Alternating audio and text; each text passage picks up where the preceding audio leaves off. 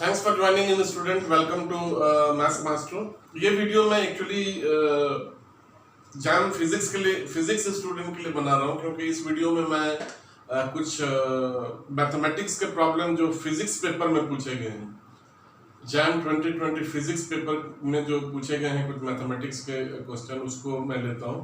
और I try to take 3 questions in this video, और भी कुछ क्वेश्चन है उसको मैं अगले वीडियो में लेता हूँ आपके लिए। तो come let us see the mathematics question in the physics paper क्या है। The first question, which was actually question number 13 in the list released by the IIT, वो ये कहता है limit x tends to 0 plus x to the power x। इसका value पता करना है, इसका वैल्यू हमें निकालना है कि क्या है। ठीक है ना, 4 ऑप्शंस दिए हैं इसमें। 4 ऑप्शन में 0, इन्फिनिटी, ई एंड 1 दिया है, तो अपने को निकालना है। ठीक है, और सिंस ज्यादातर फिजिक्स के student will not be very familiar with very deep mathematics theorems and other related things, तो उनके लिए मैं बता दूं कि whenever you get a question like this, suppose x plus 1 to the power 1 x, और इस तरह का कोई भी चीज, ठीक है ना, the best way is to solve this is assume this has to be p। तो ये क्या होगा, limit x tends to the, this x tends to 0 plus only means that x will tends to 0, it will not go negative, it will only approach from the positive side। okay, right। अब p को assume करने के बाद ना दोनों तरफ natural logarithm अपने को ले लेना है। ठीक है, तो जब नेचुरल लॉग हम लेंगे तो as per the rule of limit x tends to 0 plus ln x to the power x। ठीक है, और ये कितना हो जाएगा, x इस साइड आ जाएगा, तो this will become limit x tends to 0 plus x ln x। तो मैं आपको ये बता दूं कि when you get a question like this, अगर हम डायरेक्टली 0 को यहाँ पे रिप्लेस करें तो we will get a 0/0। Actually this is one of the indeterminate form. अगर आप मेरा पास्ट का कुछ वीडियो निकाल के देखें तो उसमें है actually discussed in length about what indeterminate forms are there in the mathematics.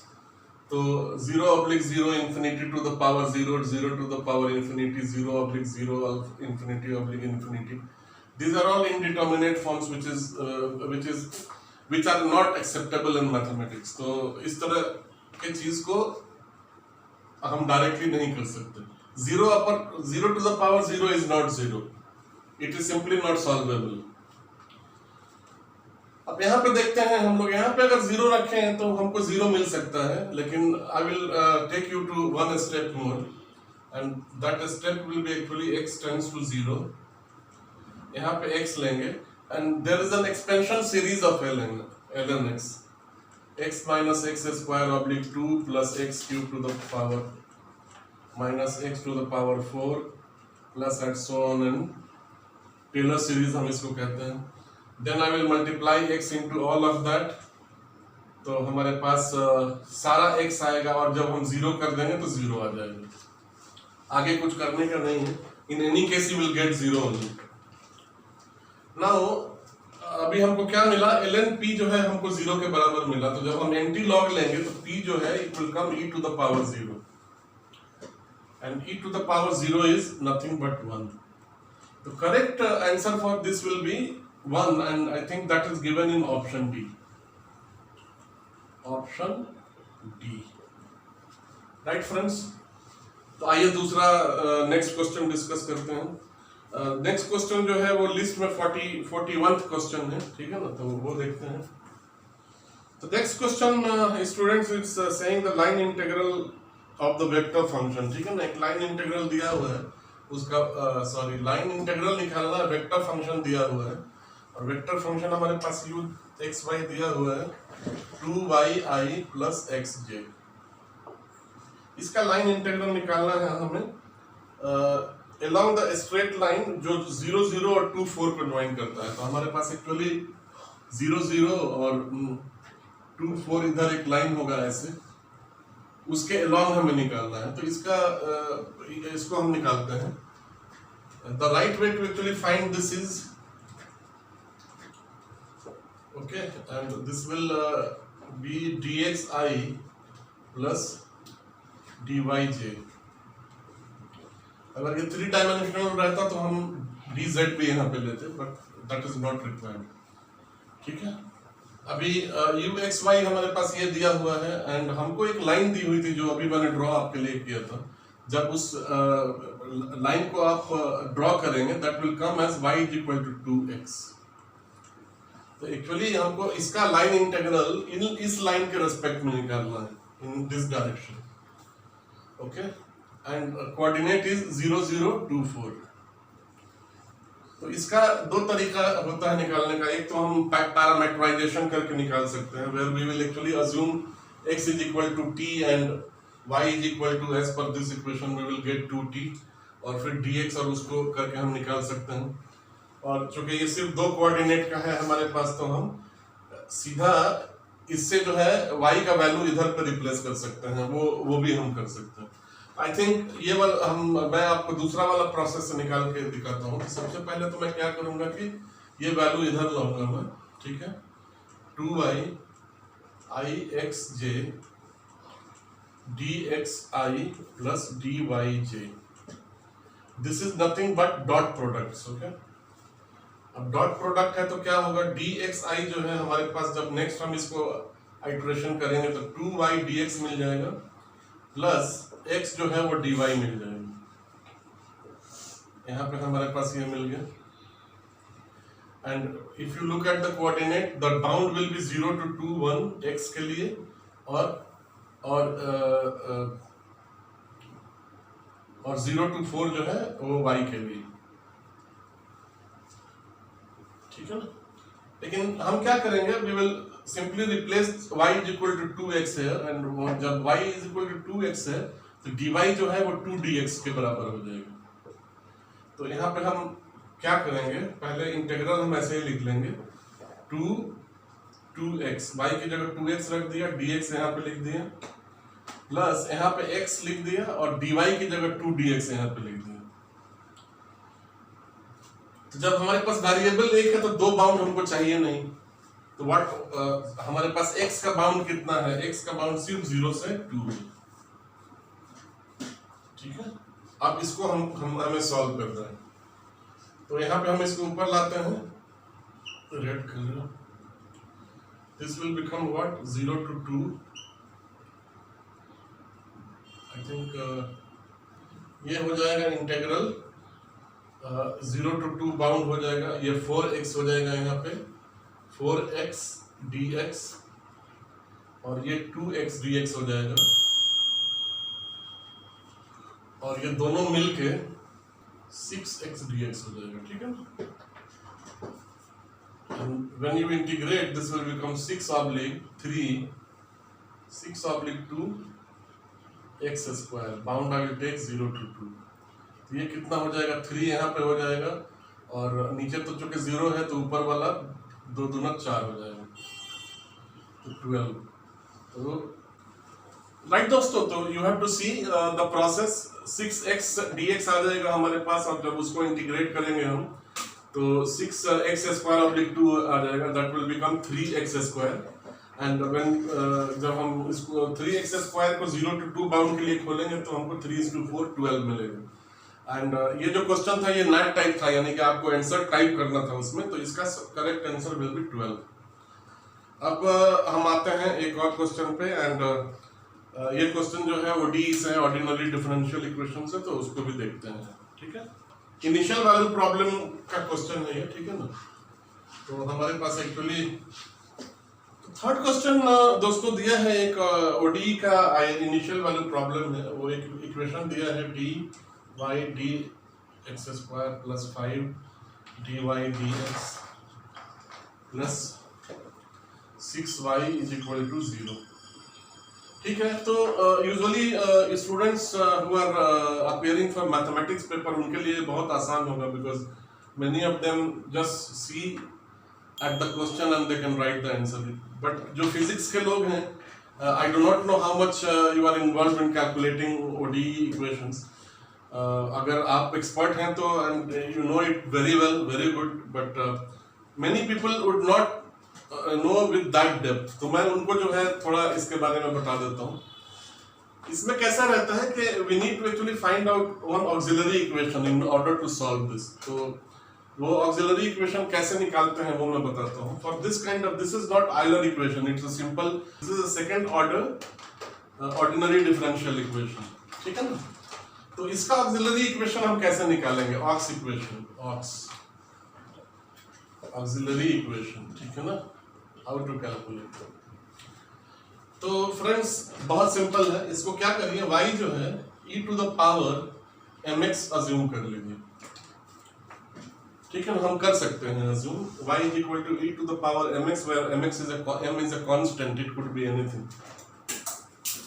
अभी what will happen अगर हम इसको एक बार डिफरेंशिएट करेंगे x के रिस्पेक्ट में, तो we will get m e to the power x, क्योंकि m e to the power mx, और इसी को एक बार और करेंगे x के रिस्पेक्ट में, तो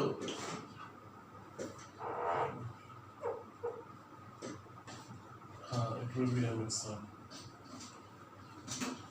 तो ये क्या हो जाएगा, m square e to the power mx हो जाएगा. राइट?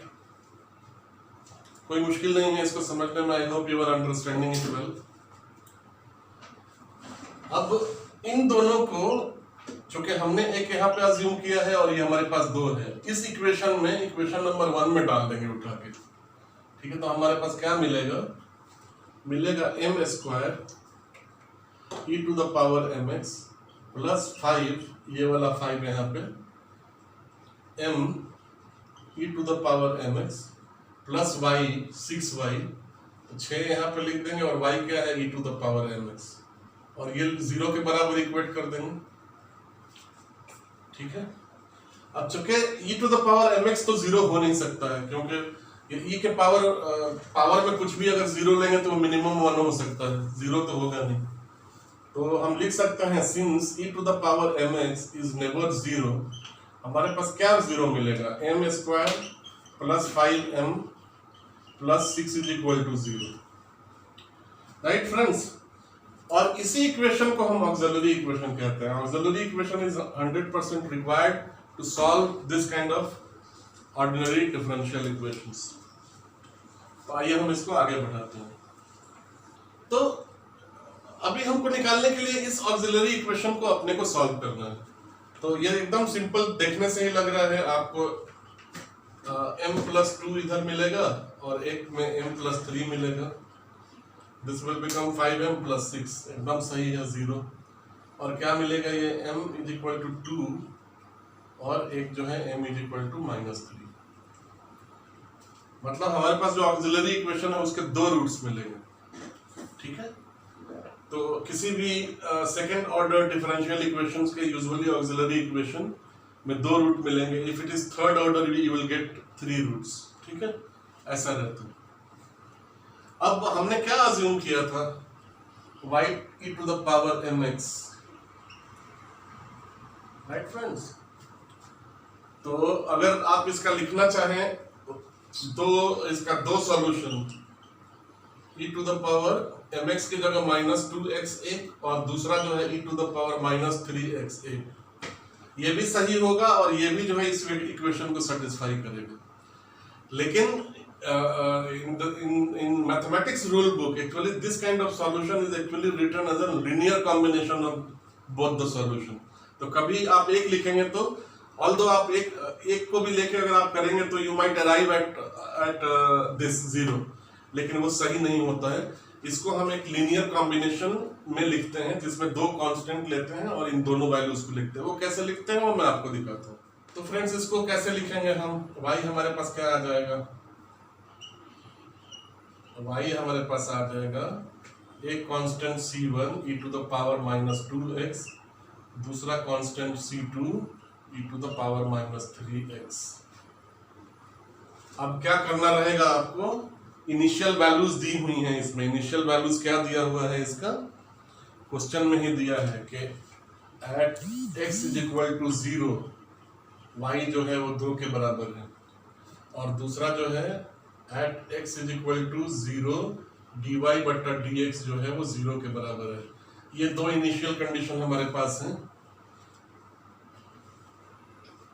ये दो इनिशियल हमारे कंडीशन हमारे पास है, और दो कांस्टेंट को पता लगाने के लिए दो इनिशियल कंडीशन सफिशिएंट है। तो पहले हम क्या करेंगे, x 0 रखेंगे और हम देखेंगे कि y 2 मिलना चाहिए। तो यहाँ पे क्या है, y2 c1 यहाँ पे 0 रखेंगे तो 1 हो जाएगा, और यहाँ पे भी 0 रखेंगे तो 1 हो जाएगा। तो अपने को कुछ करना नहीं है इसमें, ये अपने को मिलेगा c1 plus c2 is equal to 2। दूसरा क्या कहता है भैया, दूसरा कहता है कि इसका फर्स्ट डिफरेंशिएशन जो है वो x 0 पे 0 मिलेगा। तो इसका फर्स्ट डिफरेंशिएशन हम निकालेंगे dy ऑब्लिक dx, और ये कितना होगा जब x के रिस्पेक्ट में करेंगे तो यहाँ आ जाएगा -2c1 e to the power 2x, और यहाँ आ जाएगा -3c2 e to the -3x। आया समझ में? अब ये कहता है 0 होगा अगर x 0 रखें, तो इसका मतलब कि ये वाला 0 होगा, तो यहाँ हम 0 रख देते हैं, और x की जगह भी 0 रख देते हैं, तो ये दोनों 1 हो जाएगा। तो ये हमारे पास क्या मिलेगा, -2c1 -3c2, ठीक है, और हमारे पास ये मिलेगा 2c1 is equal to -3c2। अब इसको अपने को सॉल्व करना है, ठीक है, बस उतना ही काम बचा है इसमें। तो हम कैसे रखेंगे, c2 को मैं रख देता हूँ 2 - c1 यहाँ पे। तो 2 - c1 अगर हम रख देंगे तो ये आ जाएगा 2c1 - 6 प्लस 3c1, और ये आ जाएगा, इधर इसको ले जाएंगे c1 इज इक्वल टू 6। जब c1 इज इक्वल टू 6 होगा तो c2 इज इक्वल टू 4 हो जाएगा। तो हमको इक्वेशन क्या मिलेगा दोस्तों, ठीक है ना, c1 इज इक्वल टू 6 और c2 इज इक्वल टू -4 होगा।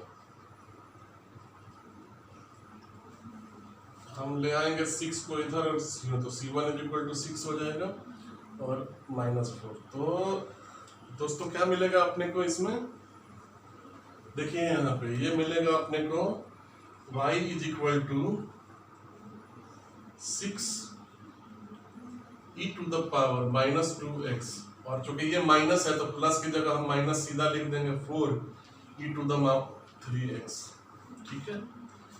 अब न्यूमेरिकल आंसर टाइप में ये क्या कहता है कि अपने को जो है इसका वैल्यू निकालना है जब x इज इक्वल टू 1 होगा। जब x इज इक्वल टू 1 होगा तो y की वैल्यू कितनी होगी।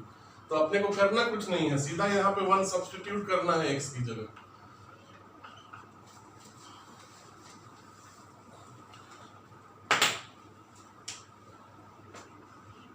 y 1 जब रखेंगे तो ये e to the power -2 4 e to the power -3, ये कितना हो जाएगा, मैं e टू द पावर बाहर निकाल लूँ तो ये हो जाएगा 6 - 4 ऑब्लिक e। अब ये मुझे हम लोगों को कैलकुलेट करना, आई थिंक मुझे भी इसके लिए कैलकुलेटर की ज़रूरत पड़ेगी, और ये आएगा आपका 4 ऑब्लिक 2.718। इसका दोस्तों आंसर जो आएगा वो आएगा डेसिमल पॉइंट 62 के आसपास, 62 के आसपास, ठीक है ना। तो it could be anything between 0.62 से 0.64, ये इसका सही आंसर आएगा। तो ये क्वेश्चन जो है नाइट टाइप था, तो आपको आंसर फिल करना था।